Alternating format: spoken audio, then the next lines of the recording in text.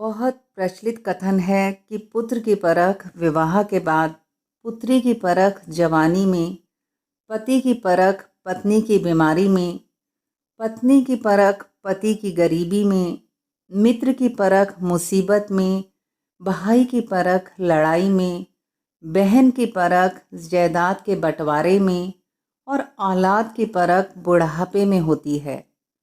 आइए इन सभी प्राचीन कथनों का वर्णन आज के संदर्भ में एक एक करके जानें। सर्वप्रथम, पुत्र की परख विवाह के पश्चात ही क्यों, विवाह से पहले क्यों नहीं? ऐसे कितने ही होनहार सपूत हैं जो आए दिन सड़कों पर हुड़दंग मचाते फिरते हैं, लड़कियों से छेड़छाड़, भद्दे भद्दे कमेंट, रेप, गैंग रेप, हत्या, आगजनी आदि करती हैं। या यूं कहिए कि हर हाल में अपने माँ बाप और सभी घर वालों की नाक में दम किए रखते हैं। यही नहीं, बल्कि अपने परिवार वालों से ज़बरदस्ती अपनी तथाकथित महान आदतों जैसे सिगरेट, शराब, जुआ, चरस, गांजा, लौंडियाबाजी आदि के लिए पैसे ऐंठते हैं।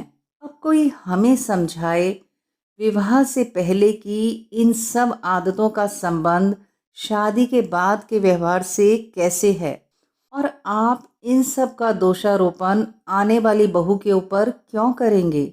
हम सभी आए दिन सोशल मीडिया पर पत्थरबाजी, हंगामे आदि की घटनाएं देख ही रहे हैं। क्या किसी भी घटना में सड़क पर यह सब तमाशे करते हुए कोई बहन, बेटी नजर आती है?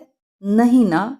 फिर ये किसके और कैसे कुल दीपक हैं जिनके पैदा होने के लिए मंदिरों में प्रार्थनाएं की गई थी, मज़ारों पर मन्नतें मांगी गई थी, ना जाने कितने उपवास और रोजे रखे गए थे, और लोगों का तुर्रा यह है कि पुत्र की परख विवाह के पश्चात होती है। हैरानी होती है ऐसी सोच पर। बहू के आने से पहले तो जैसे ऐसे घर के चिराग दूध के धुले हैं और उनमें सारी बुराइयां बहू के आने के बाद ही पनपती हों। बड़ा अजीब सा समीकरण है भाई यह तो। दूसरा, अगर शादी के बाद बेटे का समय और अटेंशन पत्नी और माँ बाप के बीच में बंट रहा है, या फिर कुछ परिवारों में यदि सास ससुर की बहू से या बहू की सास ससुर से नहीं बन रही, तो इन सब में बेटे का क्या दोष है? इसके बाद आता है पुत्री की परख जवानी में होती है। आपके कहने का अभिप्राय यह है कि बेटी अगर युवावस्था में कोई चक्कर वक्कर चला ले तो माँ बाप की तो लुटिया ही डूब जाती है। बहुत से परिवारों में बेटा जवानी में भले ही कितने कांड कराए, पर बेटी अगर अपनी या दूसरी जाति के किसी अच्छे लड़के को पसंद भी कर ले तो समझिए परिवार की इज्जत पर जैसे बट्टा लग गया। लेकिन मैं यहाँ स्पष्ट कर दूँ कि आजकल शहरी समाज में जो हालात चल रहे हैं उनमें लगभग 90% शादियाँ प्रेम विवाह हो रही हैं, और ज़्यादातर स्वावलंबी बेटियाँ बहुत समझदार हैं जो सोच समझकर जांच परख कर ही जीवन साथी का चुनाव करती हैं। और वह पुराने ज़माने वाले कच्ची उम्र के बेमेल जोड़ सिर्फ अपवाद की श्रेणी में ही नज़र आते हैं, वह भी इक्का दुक्का ही। और रही बात अरेंज मैरिज की, जरा उन माता पिता से पूछिए जो अपने पुत्र पुत्रियों के लिए वर वधू ढूंढने में जी जान से जुटे हुए हैं, लेकिन सिवाय परेशानी के निकट भविष्य में उन्हें कोई राह नज़र ही नहीं आ रही है। कुछ तो ज़माने की हवा भी ऐसी चली है कि रिश्ते करवाने में कोई पड़ना ही नहीं चाहता, क्योंकि आजकल जब अपने बच्चे के व्यवहार की गारंटी लेना मुश्किल हो रहा है तो दूसरे के बच्चे की कैसे लें। इसलिए दोस्त रिश्तेदार इस मदद से परहेज करने लगे हैं। पहले कितना बढ़िया समय था, किसी के बच्चे का रिश्ता करवाना लोग अपना हक अधिकार समझते थे। अब तो बहुत से रिश्ते करवाने वाले बिचौलियों को भी सिर्फ और सिर्फ अपने कमीशन से मतलब है, फिर चाहे शादी 1 महीना चले या 1 साल, इससे उन्हें ढीला फर्क नहीं पड़ता। तीसरा कथन है, पति की परख पत्नी की बीमारी में होती है। यह काफी हद तक सही है, क्योंकि पत्नी की भूमिका घर चलाने में उतनी ही महत्वपूर्ण होती है जितनी पति की। ईश्वर ना करें अगर वह बीमार पड़ जाए तो पूरा घर हिल जाता है। ऐसे में घर के सभी सदस्यों की जिम्मेदारी बनती है कि वह अपनी सेवा से गृह स्वामिनी का ख्याल रखें और घर चलाने के लिए अपनी क्षमता अनुसार सहयोग दें। चौथा कथन है, पत्नी की परख पति की गरीबी में। यह भी काफ़ी हद तक सही है। पति पत्नी विवाह के समय यह संकल्प लेते हैं कि जीवन में समय कैसा भी हो, दोनों समझ-बूझ से एक दूसरे का साथ निभाएंगे। ईश्वर ना करें अगर जिंदगी में ऐसी कठिन परिस्थिति में अगर पत्नी पति का साथ छोड़ दे तो वह निसंदेह अनुचित है, लेकिन ऐसा देखने सुनने में ना के बराबर ही आता है। पांचवा कथन है, मित्र की परख मुसीबत में होती है। सही कहा, विपत्ति के समय दोस्त की मदद करनी ही चाहिए, पर यह परिस्थिति पर भी निर्भर करता है कि मुसीबत कैसी है।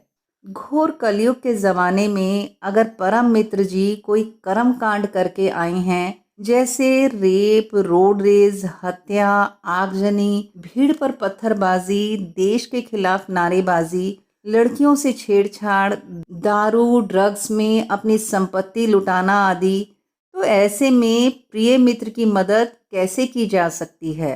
और जहाँ तक रही किसी आपातकालीन परिस्थिति में अच्छे मित्र की पैसे से मदद करने की, तो आजकल महंगाई इतनी है कि कई बार चाहकर भी मदद करना मुश्किल लगता है। अगला है, भाई की परख लड़ाई में होती है। भाई भाई में प्यार हो, इससे बढ़िया बात तो हो ही नहीं सकती। यह सच में बेहद सुखदायी परिस्थिति है।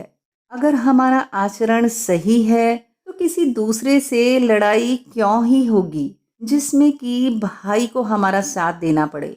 और रही बात आज के ज़माने में परस्पर लड़ाई की, यह तो सर्वविदित है कि ज़्यादातर मामलों में संपत्ति विभाजन ही विवाद का कारण बनती है। पैतृक संपत्ति चाहे थोड़ी हो या ज़्यादा, उसके पीछे बहुत से परिवारों में भाई भाई के खून का प्यासा हो जाता है और फिर गृह कलेश कोर्ट कचहरी तक पहुंचते देर नहीं लगती। इसके बहुत से कारण हो सकते हैं, जैसे माता पिता का समय रहते सही से अपनी जायदाद, संपत्ति आदि का बंटवारा ना करना, या फिर लालची प्रवृत्ति, संस्कारों की कमी आदि के कारण यह कठिन परिस्थिति उत्पन्न होती है। यह निसंदेह दुखदायी स्थिति है।